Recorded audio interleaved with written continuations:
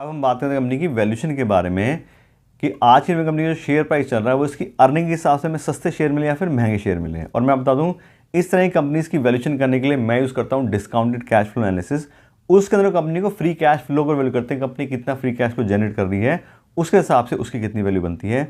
और अभी हमने कंपनी के फाइनेंशियल डेटा चेक किया तो उसमें कंपनी का फ्री कैश फ्लो का डेटा भी था। तो यहाँ देखें तो 2020 में कंपनी का था 184 करोड़, 2021 में 269 करोड़, 2022 में company negative free cash flow गई थी 213 करोड़ के, 2023 में 92 करोड़ और 2024 में भी कंपनी 233 करोड़ काफ़ी अच्छा फ्री कैश फ्लो मैनेज कर रही है। अब वैसे हम 3 साल के फ्री कैश फ्लो की एवरेज लेते हैं, लेकिन इसमें 2022 में company negative free cash flow की और सिर्फ एक ही बार गई है तो उसको कंसीडर करना ठीक नहीं है। इसलिए पिछले 5 साल के कंपनी के फ्री कैश फ्लो की एवरेज ले रहा हूँ।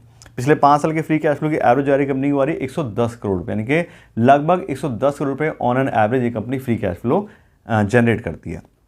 और इस फ्री कैश फ्लो से कंपनी की वैल्यू बनती होती है 5,500 करोड़ रुपये, यानी कि एक ऐसी कंपनी जो 110 करोड़ रुपये हर साल हमें फ्री कैश फ्लो कमा के दे सकती है आने वाले टाइम में, उस कंपनी में आज हमें 5,500 करोड़ रुपये इन्वेस्ट करने पड़ेंगे। ये इस वैल्यूएशन का मतलब है।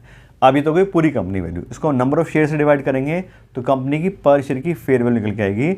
और कंपनी की पर शेयर की फेयर वैल्यू आ रही है 330 रुपये पर इक्विटी शेयर। तो अगर हम 330 रुपये पर इक्विटी शेयर के हिसाब से वैभव ग्लोबल लिमिटेड में इन्वेस्ट करेंगे तो कंपनी को फेयर प्राइस पर खरीदेंगे। ठीक है, कंपनी इतना फ्री कैश फ्लो जनरेट करती है, उस हिसाब से उसकी कितनी वैल्यू बनती है।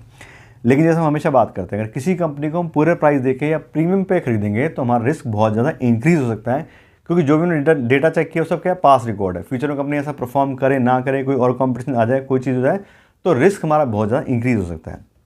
तो अपने रिस्क को मैनेज करने के लिए हम यूज़ करते हैं मार्जिन ऑफ सेफ्टी का कॉन्सेप्ट। उसका मतलब ये होता है कि जो भी कंपनी का फेयर प्राइस है उसके 50% के आसपास हमें कंपनी को खरीदने की कोशिश करनी चाहिए, जिससे कंपनी को सस्ते दाम पर खरीद सकें और जो भी हमारे आने रिस्क हैं उसको हम अच्छे से मैनेज कर लें।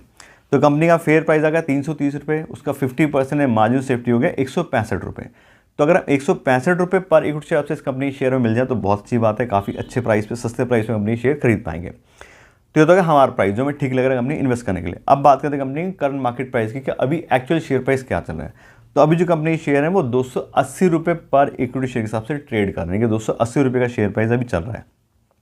और बात करें इस शेयर प्राइस के हिसाब से तो ये कंपनी अंडर वैल्यूड कंपनी है, बहुत ज़्यादा अंडर वैल्यूड नहीं है। कंपनी अपनी फेयर वैल्यू के 85% अवेलेबल है और 15% का थोड़ा सा हमें मार्जिन ऑफ सेफ्टी मिल रहा है।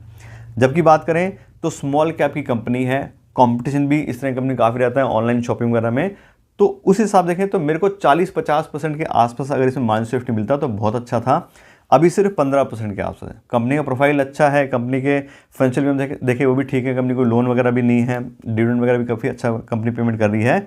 लेकिन अगर मार्जिन ऑफ सेफ्टी थोड़ा और मिलता और इसका प्राइस अगर 200 रुपये के आसपास हमें मिल जाए तो वो ज़्यादा बेटर है मेरे हिसाब से। फिर बात करें तो कंपनी स्मॉल कैप की है, तो लोग के सेंटीमेंट कभी इनके साथ रहते हैं कभी नहीं रहते हैं, तो स्मॉल कैप की कंपनी बहुत ज़्यादा अप डाउन आते हैं। तो हम थोड़ा सा वेट करके इसमें एंट्री ले लेंगे 200 रुपये के प्राइस के आसपास, तो मेरे हिसाब से ज़्यादा अच्छा रहेगा।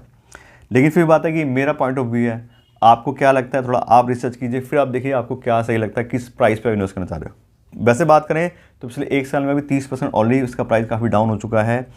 अक्टूबर 2023 की बात करें पिछले साल तो 415 रुपये के आसपास के शेयर ट्रेड करते थे, तो अब आगे 280 रुपये।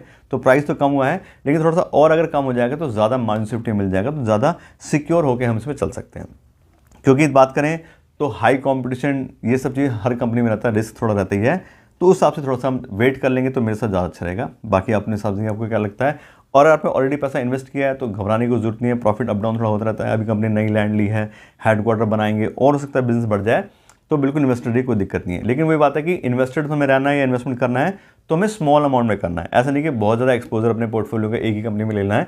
डाइवर्सिफाइड रखेंगे तो कोई कंपनी अच्छी चलेगी, कोई कंपनी खराब परफॉर्म करेगी, तो हमें अच्छी बैलेंस रिटर्न मिलती रहेगी। तो इससे बात करें तो कंपनी के बारे में आपको डिटेल नॉलेज दे दी है। आशा करते हैं आपको वीडियो अच्छी लगी होगी। अगर आपको वीडियो अच्छी लगी हो तो लाइक और शेयर जरूर कीजिएगा, और अगर आप मेरे चैनल पर नए हैं तो मेरे चैनल को सब्सक्राइब कर लीजिएगा। Thank you so much.